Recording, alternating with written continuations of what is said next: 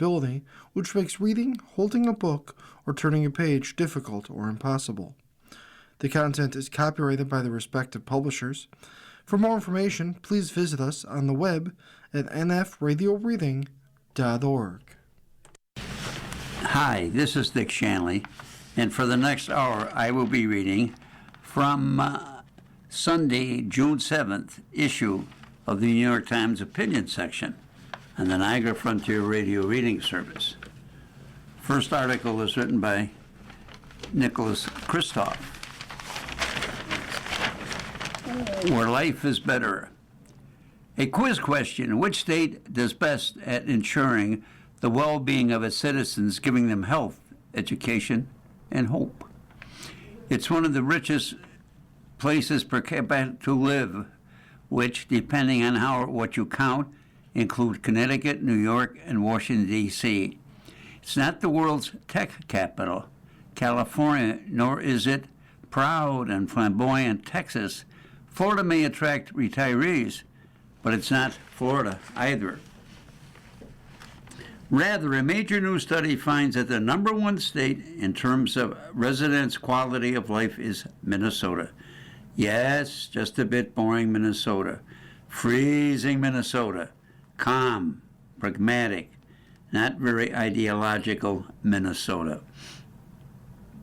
The new study comes from the State of the Nation Project, backed by a bipartisan group of experts.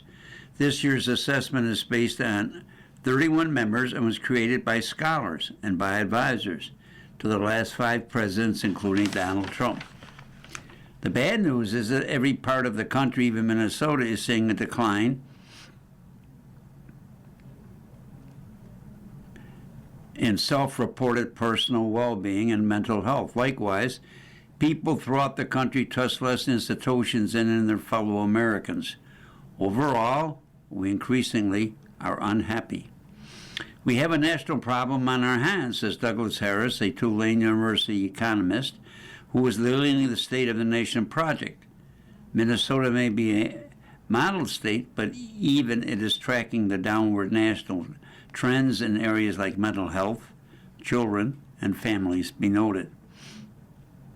It's a very uniform, broad-based decline in well-being, Harris said. There really aren't any states knocking it out of the park on how people feel about their lives, other people, or key institutions. To me,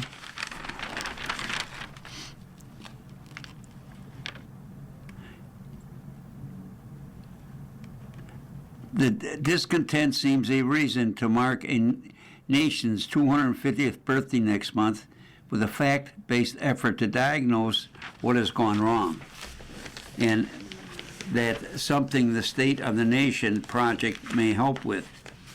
The 10 states in well-being in the study in order are Minnesota, New Hampshire, Iowa, Vermont, Massachusetts, Nebraska, South Dakota, Wisconsin, North Dakota, and Utah. California and New York rank in the middle. Florida and Texas are a bit below average. Louisiana is at the bottom, with New Mexico, West Virginia, Nevada, Mississippi, Alabama, Oklahoma, Kentucky, Arkansas, and South Carolina not much better off. In general, the states doing well tend to be in New England or the western part of the Midwest and are somewhat prosperous. The worst performers tend to be red states in the South, but the patterns aren't clear-cut. And let's acknowledge that this is a single study, relying on data that are sometimes subjective. Still, I think it helps when Republicans and Democrat experts agree on where we are. These lessons seem paramount to me.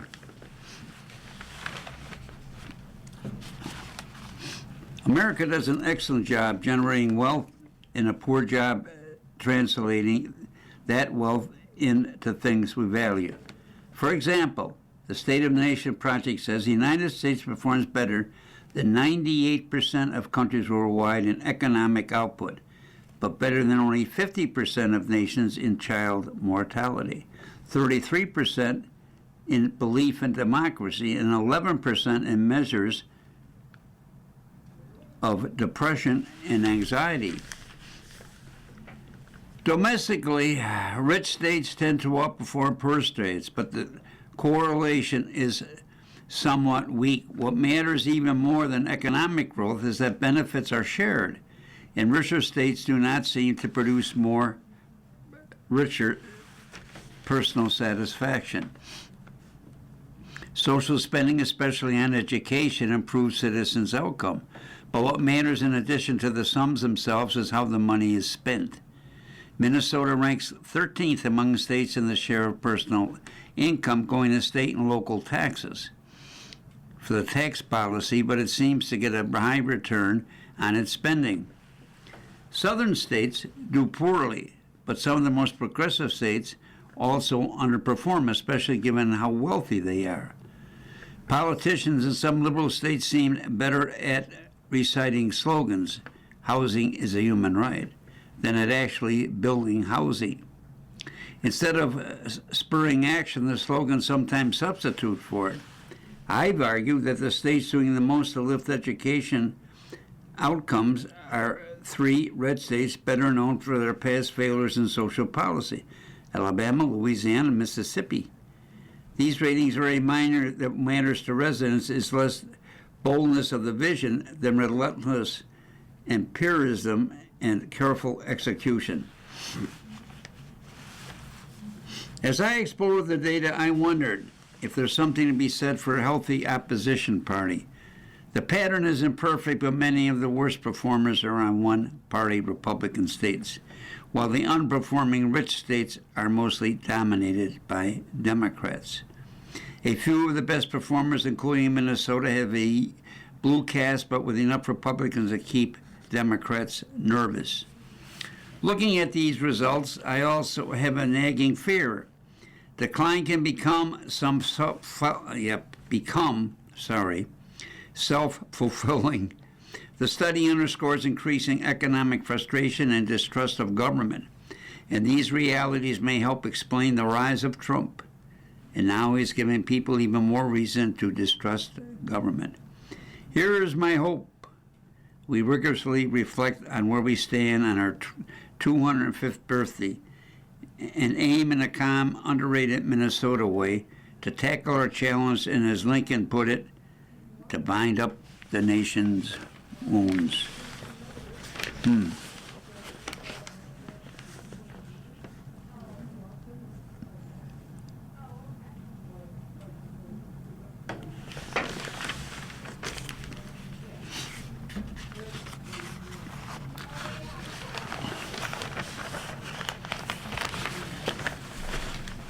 This article is written by Jamel Bowie. What would Lincoln do?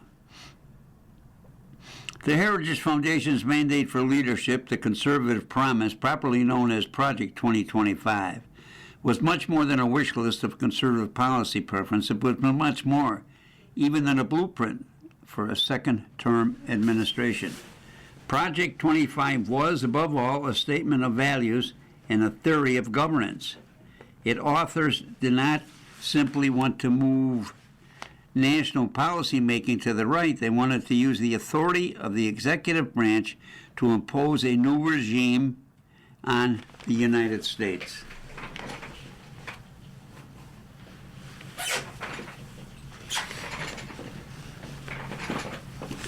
I guess in layman's terms, an editorial comment, Project 25 was stated for regime change.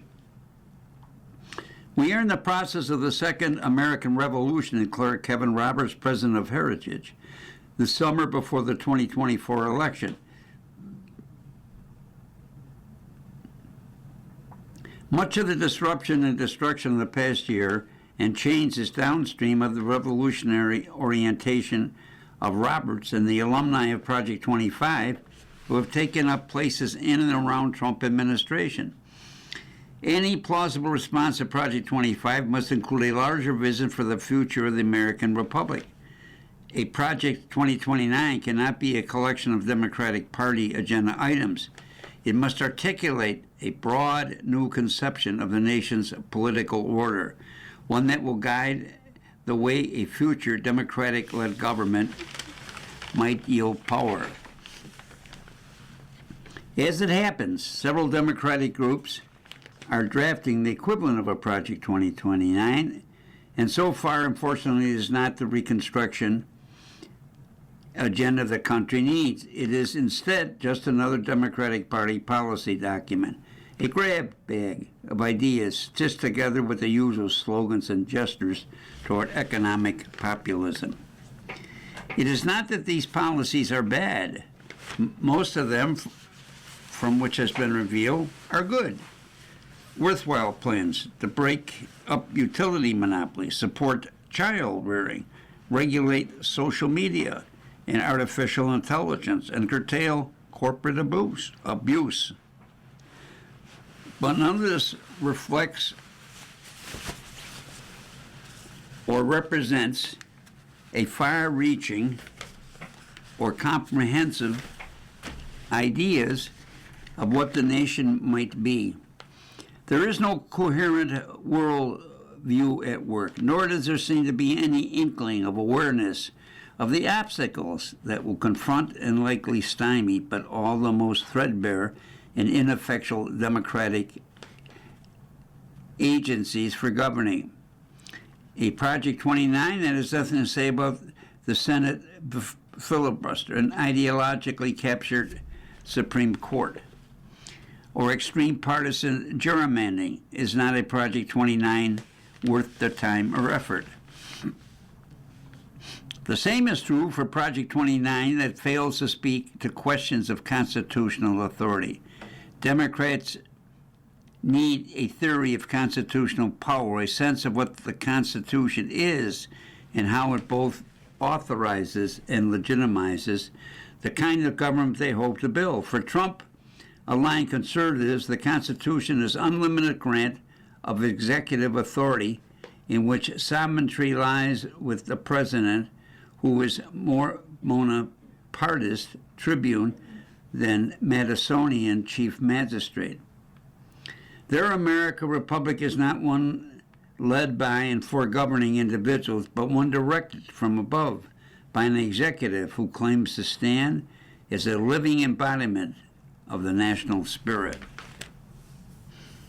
An editorial comment: in my mind, we're talking they want to be king. During Reconstruction after the Civil War, Republicans worked to refound the nation as a democratic and egalitarian republic that embodied the values of the Declaration of Independence. It was in this view that led Republicans, radical and otherwise, to write their aspirations toward freedom and political equality of the Constitution through the 14th and 15th Amendments. It also shaped how they responded to President Andrew Johnson and the hostile Supreme Court justice, who tried to trim and overhaul their vision. They did not just override Johnson's vetoes, they impeached him. And they did not just criticize the court that took steps to tie its hands, limit its power, and strip its jurisdiction. As they look ahead to 2029 and beyond, Democrats need that kind of vision. They need, in particular, a commitment to a constitutional order centered on the power of the prerogatives of Congress. And they need to begin its work through the details of what this will mean in policy and in law. It is this work that will shape how Democrats approach the major concerns of the post-trauma moment. The state of the federal insurance, the scope of executive power, and the problem of judicial supremacy over the political system is an ambitious yes, but so was Project 2025. Broken eggs cannot be mended, Lincoln observed in a reply to August Belmont, a leading Democratic Party organizer and financier in New York, who had forwarded the president the comments of an angry Louisiana slaveowner who wanted the restoration of the Union as it was. Not much later, Lincoln repurposed the quip in different form. Broken eggs can never be mended, he wrote, in reference to the fate of slavery as the war carried on. And the longer the breaking proceeds, the more will be broken. The American people broke something when they gave Trump a second chance in office, and there is no going back to the Union as it was. If Democrats hope to lead the nation to any kind of recovery, much less renewal, they must understand and internalize the fact of the matter. Broken eggs cannot be mended.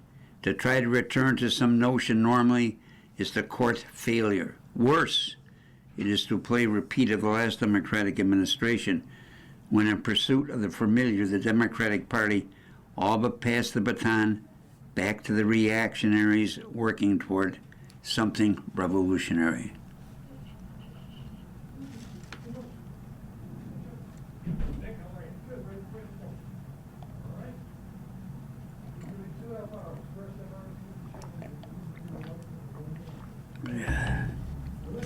The next article was written by Maureen Dowd. Norma Jean's still got it.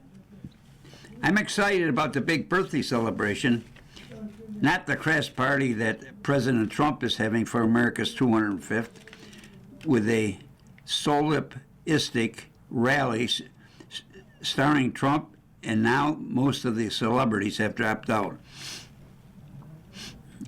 This is a word I think we read last week. I should have looked up the meaning. It's spelled SOLIPISTIC, solipsistic. For his 80th birthday, he has funneled millions meant for the bipartisan celebration of this remarkable country to a partisan celebration of his contemptible self. L'État, c'est moi.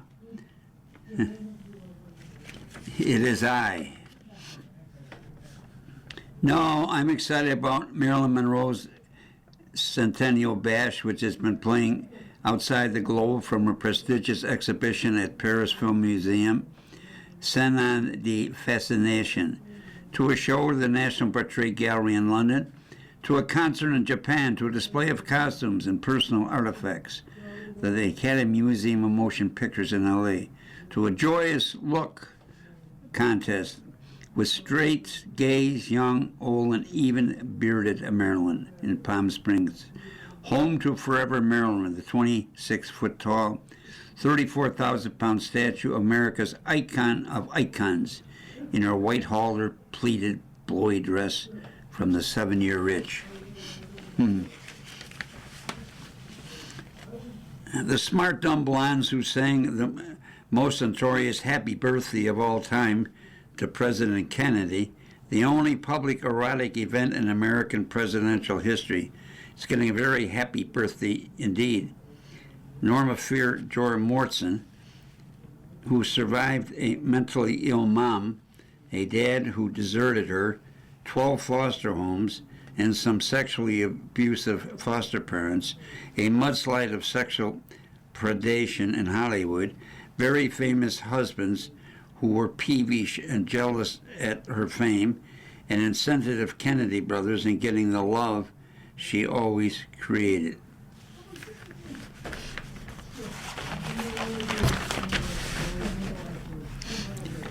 Starting in 1948, Castroville, California, Artichoke Queen, Norma Jean created Marilyn, putting a high glass over her deep wounds. Marilyn, like a veil, I wear over Norma Jean, the actress once said. Some of her foster parents sent her to the movies to get her out of the house, and the little kid sat in front of the big screen and dreamed about a life where she was wanted. Like her character in Some Like It Hot, Sugarcane Kowalczyk, Marilyn often got the fuzzy end of the lollipop. She loved the camera and was scared of it, hence the bouts of lateness. She loved the public and was scared of it. Mike Nichols, who went to Lee Strasberg acting class in New York with Marilyn, once explained her astonishing staying power to me by saying, "She had the greatest need." Her strange combination of luminosity and vulnerability made her immortal. Unlike today's sex symbols, Marilyn thought it was cool to be smart. She collected over 400 classic books, from Thomas Mann to the work of Freud, and befriended intellectuals, even marrying one.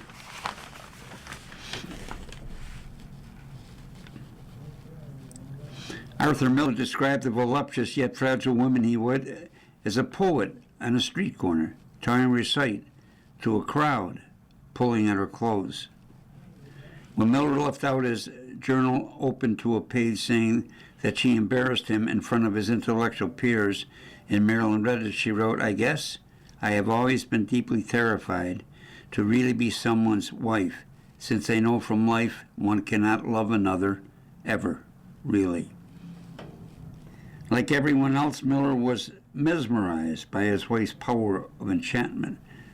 Glamour is a bird that for dark and largely unknowing reasons decides to light on his branch rather than another, he once wrote. In a world that increasingly lacks artists and politicians who burn through the screen with younger generations, has interest in off-screen lust, Marilyn remains as effulgent and seductive as ever. The company that managed her estate reported making $80 million from merchandising her name and image in a year. TJ Maxx sells Marilyn Monroe underwear. So why has she persisted as the most shimmery sex symbol all around the world? In one of the poems she described in her notebook, Marilyn described herself as strong as a cobweb in the wind. Marilyn was one of the kind embodying our deep fantasies. The woman was more interesting than the myth. As Sam Weston, the author of several best-selling books about Hollywood, put it, she is the American dream in darkness and in light. Her rise story comforts us to think dreams can come true, and her decline story comforts us that maybe we're better off. If our dreams don't come true, from better off and our dreams don't come true, from the feminist angle, she is equally versatile. She can be seen as a defiant victim of exploitation, an artist, or an object. Even when she made Billy Wilde, who directed her in 7-Year Itch and Some Like It Hot, wait while she cowered in her dressing room or blew a line 80 straight times, he forgave her. As I've said before, I've got an old haunt in Vienna who would say every line perfectly. Wilder told Cameron Crowe, laughing, but who would see such a picture? As Marilyn herself noted, glamour cannot be manufactured. It's magic. Fame isn't everything, she told Life editor Richard Merriman in her last interview in 1962. It warms you up a bit, but that warming is temporary. That should bring back some memories. An article about Marilyn Monroe.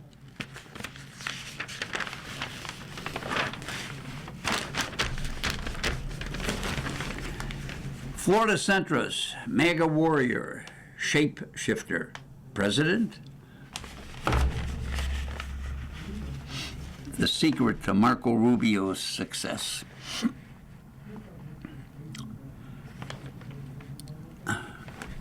Nine days before Christmas in 1987, federal drug agents descended on a modest one property in West Miami.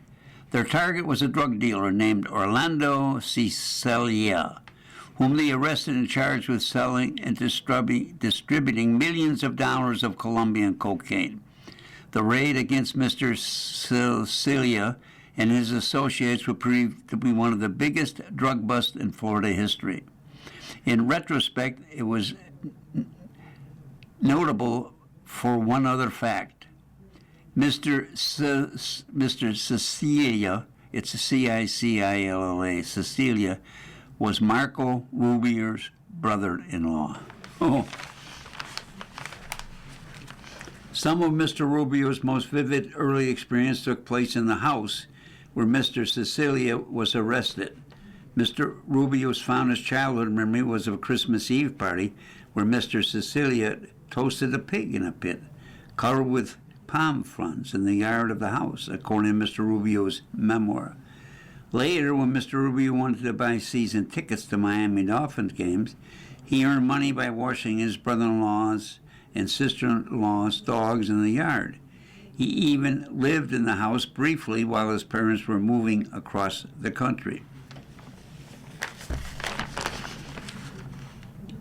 Mr. Rubio has come a long way in the 4 decades since, rising to the role of global vanquisher of drug cartels and America's first enforcer as President Trump's Secretary of State.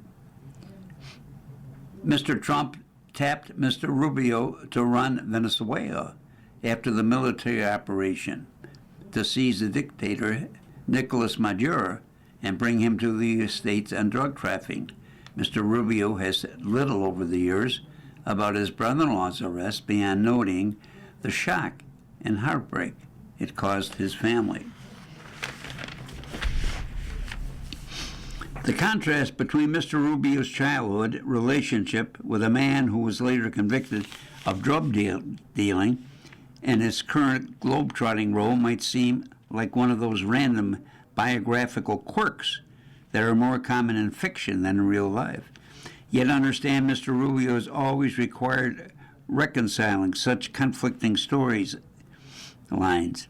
As a Florida legislator, he communed with migrant laborers and backed tuition discounts for children of undocumented immigrants.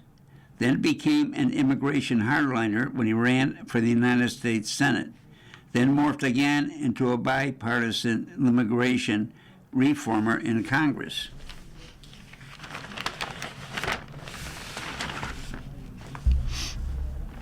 The contradictions have only mounted Mr. Rubio's later-day alliance with Donald Trump, and not just in the issue of immigration. Mr. Rubio has shifted from an impassioned champion of U.S. foreign aid to one of the dismantler of the United States Agency for International Development.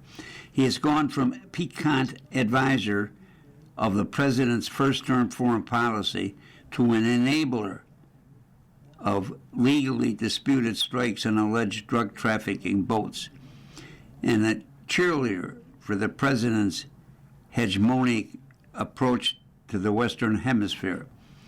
Having lambasted President Barack Obama's 2015 deal to ease sanctions on Iran in exchange for limits on nuclear program, Mr. Rubio is now among the loudest supporters of a similar agreement that Mr. Trump hopes will end the war there. Mr. Rubio's gymnastics have made him an increasingly successful ally of the president and increasingly puzzling to those who thought he would be moderating less MAGA-ish force within Troops 2.0. Yet, his shape-shifting is not a new phenomenon. As a defining characteristic, a close look at Mr. Rubio reveals the consistent truth about him. Marco Rubio has always found a way to belong.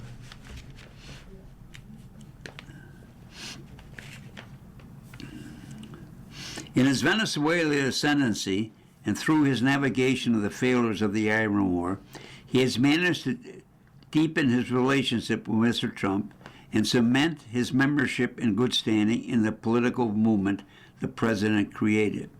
He has seemed just fine with going on television to defend Mr. Trump's war of choice in Iran, when others, including his main rival to be Mr. Trump's heir apparent, Vice President J.D. Vance, occupy more prominent public roles in negotiations to end the conflict.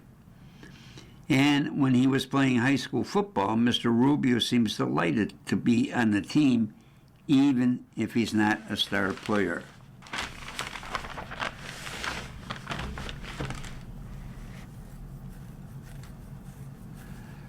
That's not to say that Mr. Rubio won't get his chances for glory. Mr. Trump frequently mentioned him as the man who will bring Cuba into line with the president's goal of regional domination. As the Iran war lumbers to an inclusive end, that hemispheric goal in returning to Mr. Trump's attention. On May 22nd, the Justice Department indicted the country's former president, Raul Castro, and a Trump-imposed oil blockade has yet off an economic crisis on the island. Mr. Rubio, for his past, has offered the country $100 million in aid via the Catholic Church or independent charities.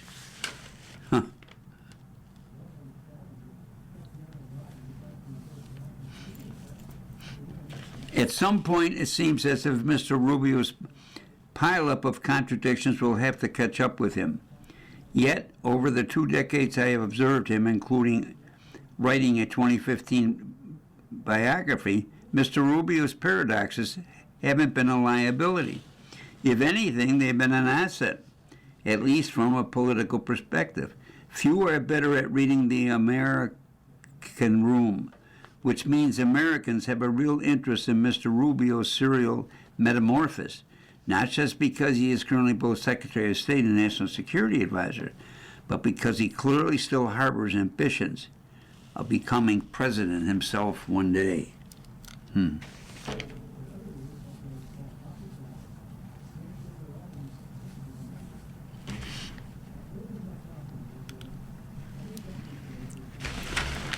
Born in Miami in 1971, Mr. Rubio spent hours at the side of his beloved grandfather, Pedro Victor Garcia, listening to the family stories in many ways. They were familiar tales of an immigrant family new to America. Mr. Garcia had come to the United States in 1956 from Cuba in search of a better life. In 1962, after an extended stay abroad, an American immigration judge ruled that Mr. Garcia had relinquished his legal residency status. The judge ordered Mr. Garcia deported, according to a recording of the proceeding. The order was issued shortly before the Cuban Missile Crisis threw relations between the countries into chaos. However, Mr. Garcia ended up staying in the United States for good.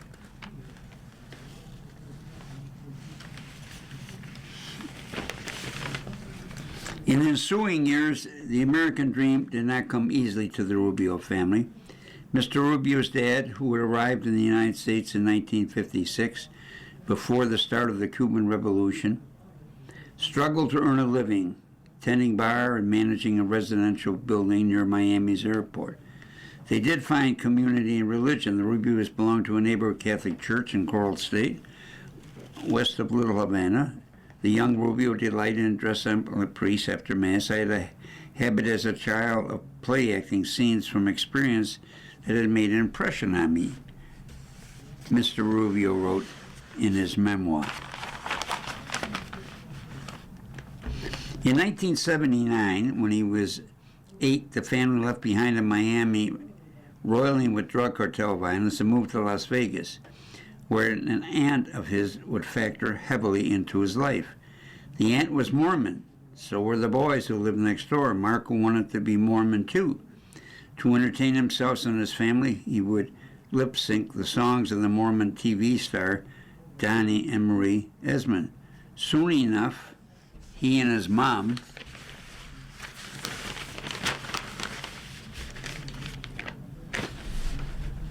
were baptized in the Church of Jesus Christ of Latter-day Saints. The conversion was short-lived. In 1984, the family moved back to Florida, and by the time Mr. Rubio was in high school, his family had followed him back to Catholicism. They embraced the intense and ever-present anti-Castro, Cuban exile atmosphere in Miami that would become an abiding hallmark of Mr. Rubio's political identity. Ascending from his days as a 20-something member of a suburban Miami City Commission, or became the first Cuban-American Speaker of the Florida House. Mr. Rubio was propelled in part by the power of his story he recounted about his family. He told the Cuban Americans was among the audience for his speeches that he was one of them, a son of the exiles, whose parents were forced to leave Cuba by Fidel Castro.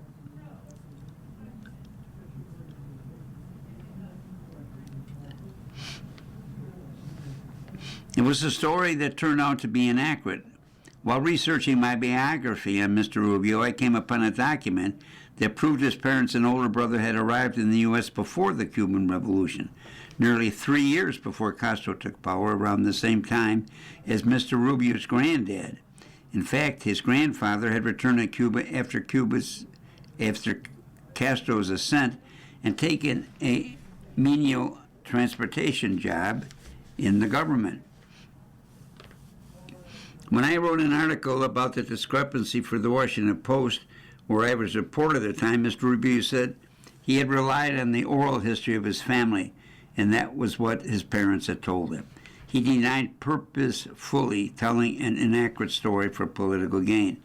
He said his parents should be considered exiles because they wanted to return to Cuba but couldn't. It was a fair point, even if it didn't exactly clean up the story he'd been telling. Soon enough, Mr. Rubio would face uglier challenges to his family history. When Mr. Rubio was a Republican vice presidential contender, 2012, a theory began circulating he was not a natural-born citizen. The argument went that his parents, though they were legal in the U.S., were not U.S. citizens when he was born, and that he would therefore not be eligible to become president someday.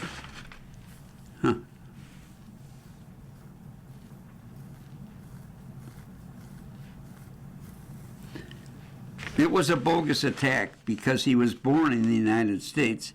Mr. Rubio has been a lifelong citizen. But in 2016, while running for president, that storyline resurfaced in a court case. As the New York Times' Adam Liptak reported that year, Mr. Rubio felt compelled to file papers in which he made a full-throated defense birthright citizenship. As one of the first acts of his second term, Mr. Trump issued an executive order greatly expanding the categories of people born in the U.S. who would not be eligible for birthright citizenship. The order had been stalled by court challenge and an argument before the Supreme Court in April. Mr. Trump's case seemed headed for defeat. Whatever the result, Mr. Rubio and his family would not be affected. Mr. Rubio has embraced Mr. Trump's move.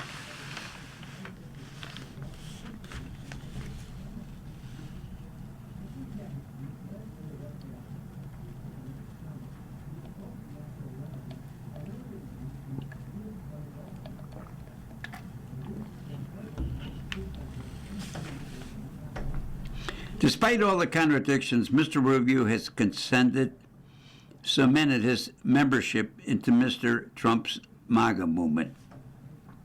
He has flipped from ardent support for Ukraine to an inclination to make concessions to the Russian strongman Putin. He has abandoned his longtime support for the work of USAID and now instead presiding over its death. Some of Mr. Rubio's changes cut particularly close to home. His hard line on punishment for drug offenders contrasts with the leniency he once showed his former drug dealer brother-in-law, according to documents I unearthed. When Mr. Rubio was the majority whip in the Florida House of Representatives, he used his official stationery to recommend to the Florida Division of Real Estate, who had recently been released from prison, should be granted a real estate license. That was the real estate of Mr. Cilia. The recommendation letter didn't mention his personal relation to Mr. Cilia. At the time, Mr. Rubio dismissed suggestions that he did anything unethical.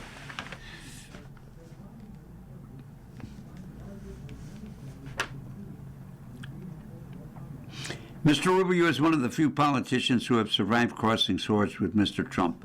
So far, Mr. Trump won't be president forever. Mr. Rubio's relationship with him and the movement he created is something the Secretary of State will never be able to hide. Together, they have embarked on building a world order that will be difficult, if not impossible, to undo. A God-it-alone interventionist America that takes what it wants from Venezuela to Iran, now Cuba. Mr. Rubio is along for Mr. Trump's disruptive ride. What if it all goes wrong?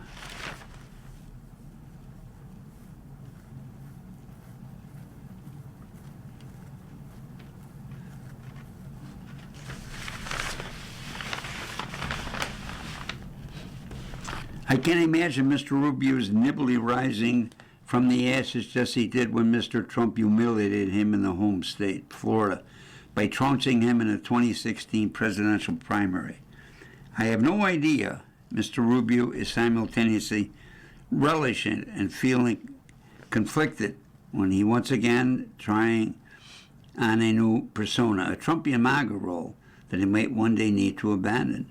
The now famous photograph of him on the Oval Office sofa, watching Mr. Trump berate Ukraine's Zelensky, have become memes for good reasons, capturing both his tough gay frown and his discomfort as he shrank into the pillows.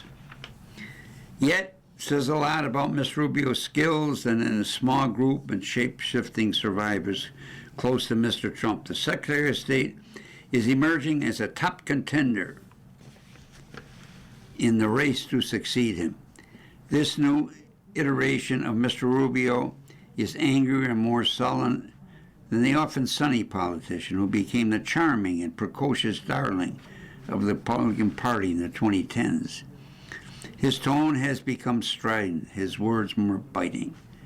For now, at least, he's something, a clear message to the MAGA world that he is one of them and will be a fitting heir. Editorial comment. It's kind of interesting. In the 2028 election, perhaps Mr. Rubio and Mr. Vance will be arguing between them for the presidency.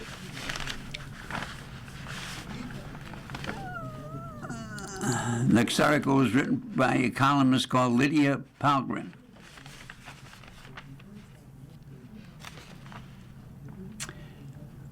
Lebanon is fed up and ready to make itself. Fresh from his evening shower May 15th, Ibram Nem was setting into the couch to watch the news in a quiet neighborhood in Tyre, an ancient city in southern Lebanon.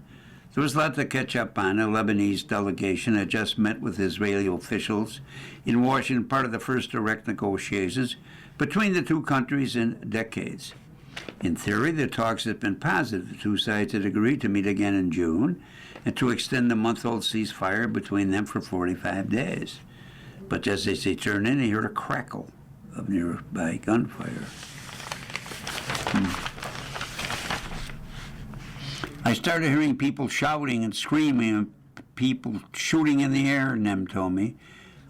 The shooting could mean only one thing: an Israeli strike was coming. He grabbed his shoes, his teenage daughter, and their cat and hurtled down the stairs. Minutes later, a missile crashed into the building next door. The blast sheared off the wall of the room Noam had been sitting in. The sofa tumbled onto the ash debris 5 stories below. Shards of glass blanketed the twin beds in his daughter's bedrooms, and deep fissures snaked up the apartment's exterior walls. He and his family had no idea why this placid, upscale neighborhood and of elegant apartment blocks was bombed. It was a tight-knit community where everybody knew everyone, and the notion of Hezbollah fighters being among them was absurd.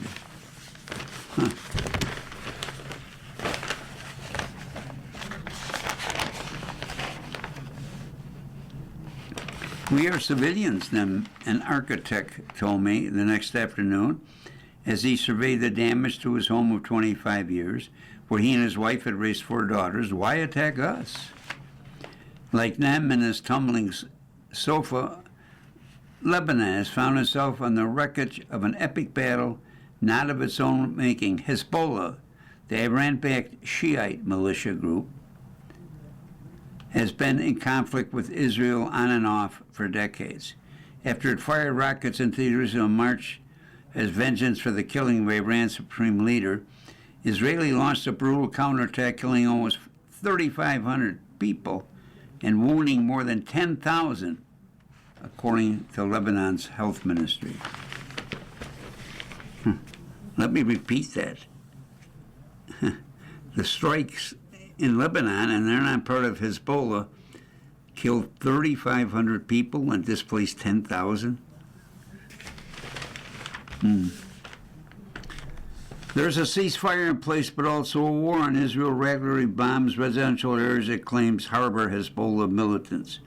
And Hezbollah attacks Israel troops who occupy an ever-expanding swath of Lebanese territory. Last month, Israel widened the ground assault and pushed deeper into Lebanon. On Monday, Benjamin Netanyahu ordered strikes in the Beirut suburbs before pausing them apparently at Donald Trump's behest. Peace talks are underway between the Lebanese and Israeli government, even though Lebanon is not fighting Israel.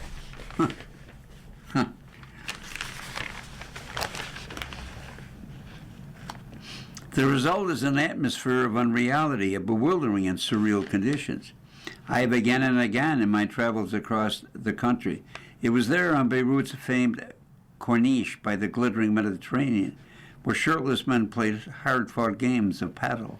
A young woman in hijabs looked on, puffing away on fragrant shisha pipes. The roar of military aircraft and the low buzz of drones drowned out the gentle lapping of the sea.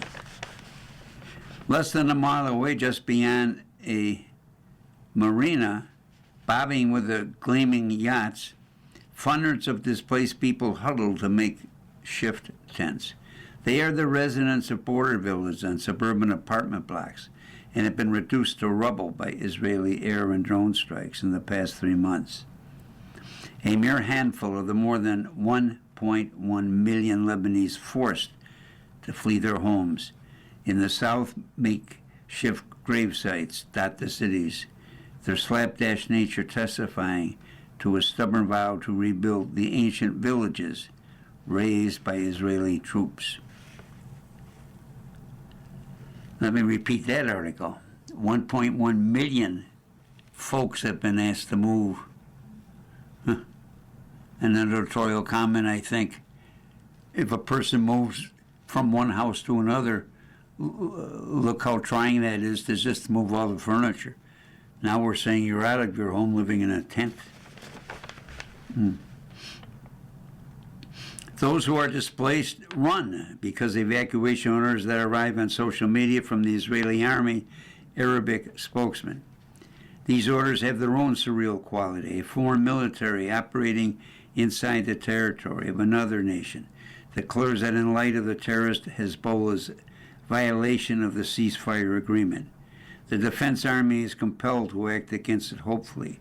These messages elide who exactly this Defense Army is defending. The regional situation has never been so fertile.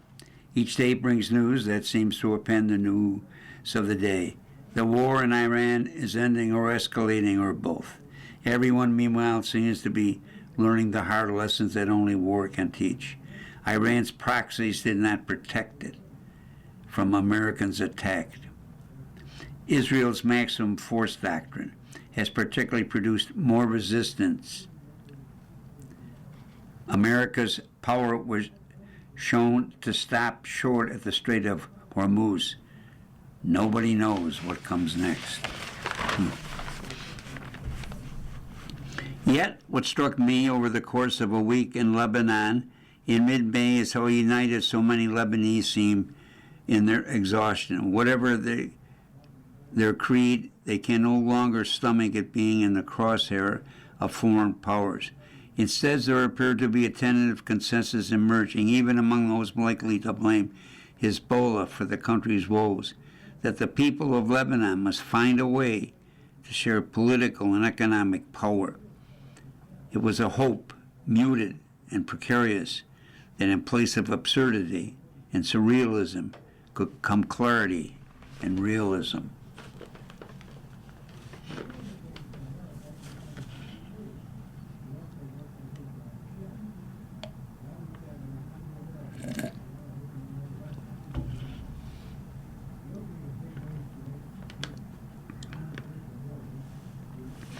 Elias Jared typifies the changing mindset. An Orthodox Christian member of parliament from southern Lebanon, Jared defeated a Hezbollah politician in 2022. As part of a list of candidates seeking to break down sectarian divides. If he might once again have been sympathetic to Israel's fight against Hezbollah, that changed after Israel used booby-trap pagers to attack Hezbollah leaders. 2 years ago, Jared, an eye surgeon, was horrified by the gruesome injuries he saw in civilian patients and disgusted by Israelis' celebratory response to the attack, which injured thousands. They congratulate Netanyahu for what he has done, Jared told me. Let them come see the children, the elderly, and were blinded by these pagers. How come you are congratulating them? You know what the impact will be. There will be two crimes that happen at the same time. The pager attack and the silent attitude of the whole world. For Jared, the atrocity puts Hezbollah and Israel side by side as terrorists of innocent civilians.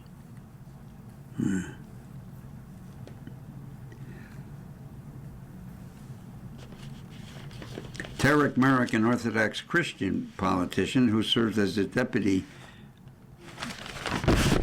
prime minister, also seemed keen to move past old divisions. He told me if the efforts to portray Hezbollah as simply a tool of Iran with no legitimacy in Lebanon will backfire. Hezbollah had a major role, in driving the Israelis out of the south, he told me, referring to Israel withdrawn from Lebanon in 2000 after nearly 2 decades of occupation. They were hailed to Lebanon, not just among the Shiite community, but among all of us. Hezbollah's popularity certainly waned with among Shiites. When the group decided to join Hamas in targeting Israel on October 7th, and again after the killing of Ali Khamenei this year, but the ferocity and indiscriminate nature of Israeli assault have revived Hezbollah's image as a protector of Lebanese sovereignty for all its deep ties to Iran.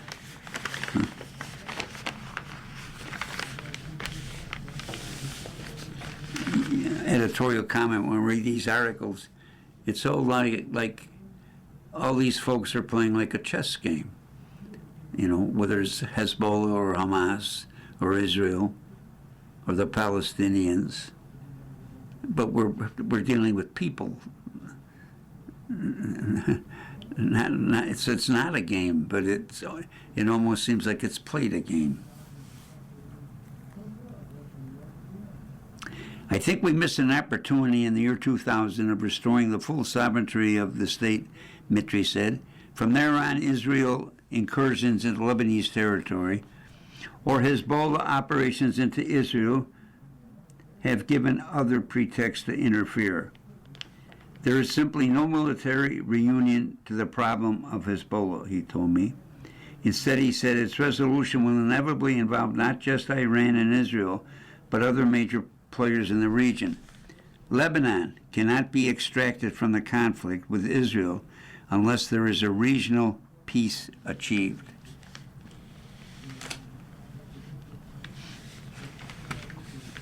A couple days later, I traveled to the region hardest hit by the conflict, the Shiite heartland of southern Lebanon. On my way south, I stopped in to visit a member of parliament named Halima Kankour in her accessorial village of Basar, in a sprawling compound perched high above the sea. She made me a lunch of traditional Lebanese flatbreads, topped with ground lamb and za'atar, homemade cheese from a family dairy, and freshly chopped tomatoes and herbs green in a nearby garden.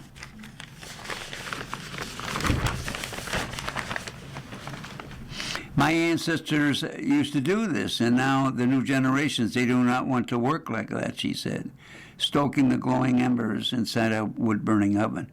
We are struggling to keep it alive. This is not the only thing Kankour, a professor of international law and a Sunni Muslim, hopes to preserve. She has dedicated her life to the dream of pluralistic, secular, and united Lebanon. She was first elected in 2022, pledging to bring secularism, feminism, and an emphasis on human rights to Lebanese politics. She had long been critical of Hezbollah, but like the deputy prime minister, rejects attempts to paint it as an alien force bent on destroying Israel. Her focus instead was on Israel. Israel tells us that it's going to transform Lebanon to Gaza. It's going to occupy our land, destroy our land, she said, referring to the approach laid out by officials, including Israel's defense minister. Under international law, the threat of violence, not only the violence, is a crime itself. Israel's right to self-defense cannot come to the expense of Lebanese civilian lives, she argued. And killing a handful of Hezbollah fighters cannot justify the occupation and destruction of vast tracts of foreign country.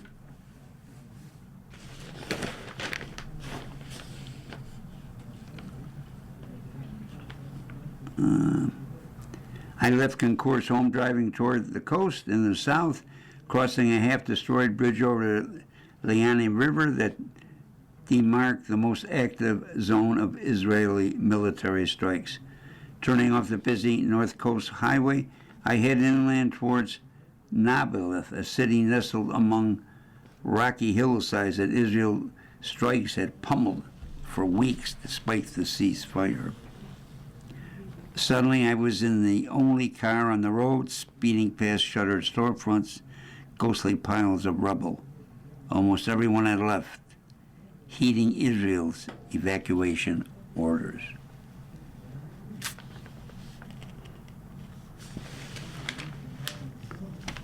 About a week after my visit to Nablus, strikes in the area intensified as Israeli approaches appeared to encircling the city. Among the many buildings leveled was the headquarters of Datuk's ambulance team. In theory, the Lebanese army should be in control of this terrain, but is unfunded and unequipped. Partly this result of Lebanon's own symbolic economic situation.